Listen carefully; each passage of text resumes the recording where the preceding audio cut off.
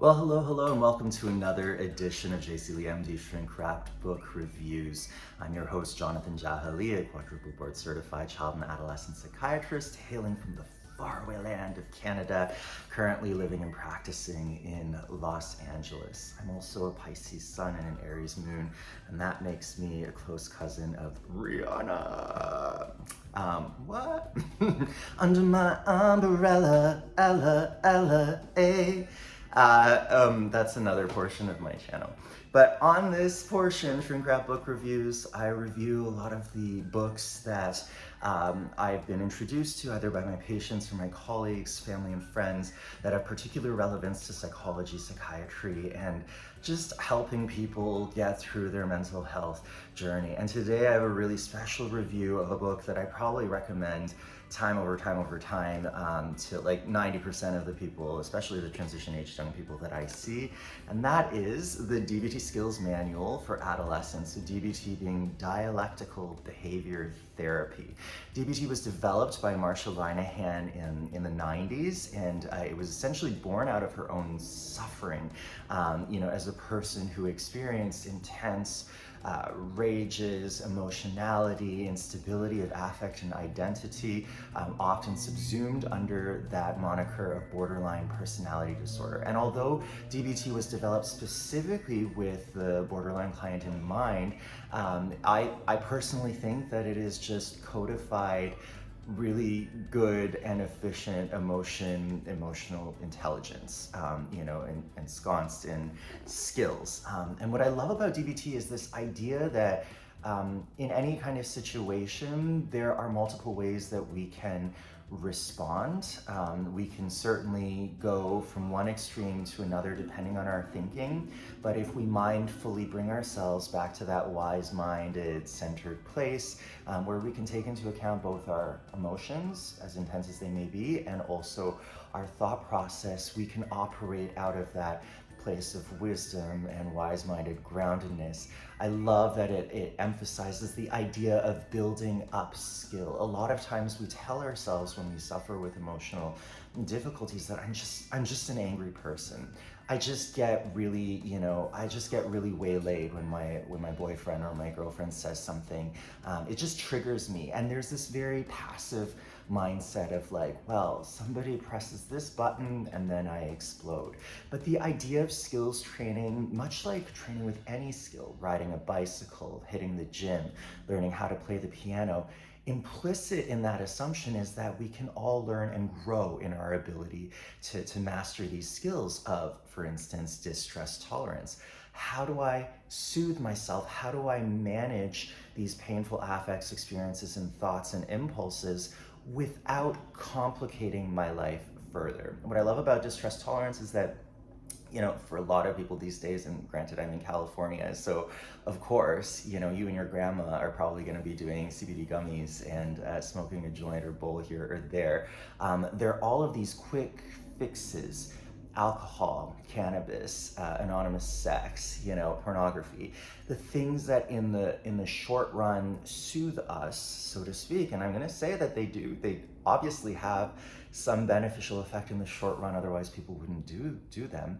But in the long run, they tend to lead to more of that suffering, pain, or create more of that vacuousness, particularly because of the short half-life of some of these substances of abuse. And so in the short run, if we predicate that idea, that response on like, I need to feel better right now, we may make those decisions that ultimately end up in us, needing to go to rehab or needing to undo, a lot of the habits that we've built up. So distress tolerance are those skills that allow us to work with ourselves instead of against ourselves in a moment of suffering, to allow us to soothe ourselves or make the situation slightly better or bearable without complicating our lives further.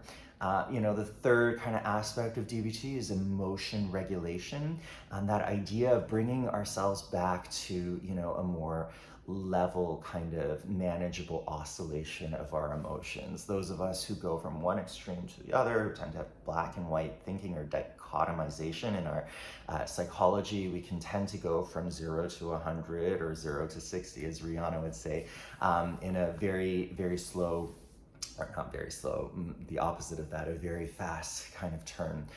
And so emotion regulation are those like practices that we can do to build that bedrock resilience, that bedrock foundation that allows us to move through life without these huge perturbations and, 7.5 on the Richter scale kind of earthquakes and emotions. And the final aspect of DBT, which I personally find so helpful, being someone who, as a collectivistic, Chinese Canadian, who's always been, mindful of the harmony of the collective. In fact, my Chinese name Jia actually is, as long as the family home is harmonious, everything else will follow. So, that kind of expectation that will fall in line, that will just suck it in and take it.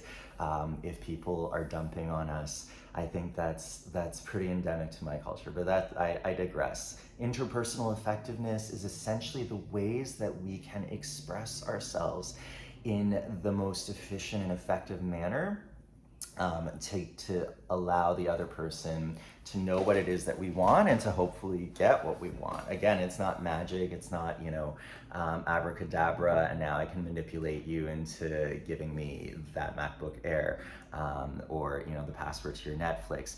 But this is essentially saying what you want and saying what you mean in an effective way. And there are definitely specific skills. And what I love about this DBT Skills Manual, the Adolescent Manual in particular by Rathus and Miller and Linehan, is that this is a therapist manual. So you'll see all of the verbiage of like what these psychologists use in their actual DBT sessions.